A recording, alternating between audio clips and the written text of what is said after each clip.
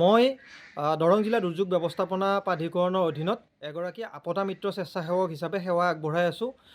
2022 চনতে মোৰ প্ৰশিক্ষণ সমাপ্ত কৰিছিলোঁ আৰু তেতিয়াৰ পৰাই অবিৰতভাৱে দুৰ্যোগ ব্যৱস্থাপনাৰ ক্ষেত্ৰত অবৈতনিকভাৱে মই সেৱা আগবঢ়াই আছোঁ। আৰু এই সেৱাৰ ফলস্বৰূপে অসম চৰকাৰৰ তৰফৰ পৰা মোক বাছনি কৰিছে।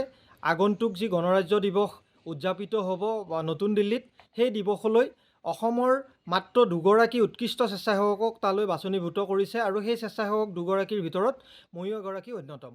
আজি আমি ঠিক 11:14 গুৱাহাটী লোকপ্ৰিয় বিমানবন্দৰৰ পৰা আমি উৰা মাৰিম দিল্লীলৈকে। তাত গৈ পোনপ্ৰথমে আমি NDRF গাজিয়াবাদত আশ্ৰয় গ্ৰহণ কৰিম। ইয়াৰ পিছত অহা যি 25 তাৰিখে আমাৰ কিছু বিশেষ কাৰ্যসূচী থাকিব।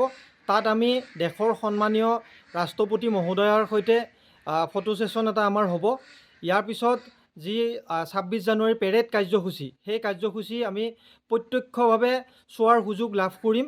ইয়াৰ উপৰিও দেশৰ সন্মানীয় কেন্দ্ৰীয় গৃহৰাজ্যমন্ত্ৰী অমিত শ্বাহ ডাঙৰীয়াৰ সৈতে পোনপটীয়াভাৱে এখনি বৈঠকত আমি বহাৰ সুযোগ লাভ কৰিম। আমি সঁচাকৈ গৌৰৱ অনুভৱ কৰিছোঁ সমগ্ৰ অসমক প্ৰতিনিধিত্ব কৰিবলৈ পাই। দেশবাসীৰ সন্মুখত অসমক যে সেইদিনাখন আমি প্ৰতিনিধিত্ব কৰিব পাৰিম, এইটো এটা খুবেই আমাৰ অসমৰ বাবে গৌৰৱৰ বিষয়।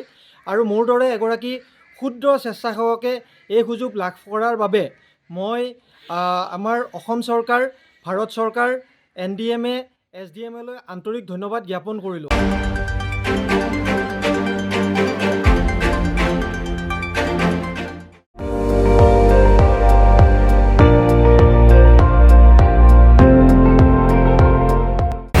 আপুনি চাই আছে ND24, সৰ্বশ্ৰেষ্ঠ নহয় সৰ্বোত্তমৰ দৌৰত।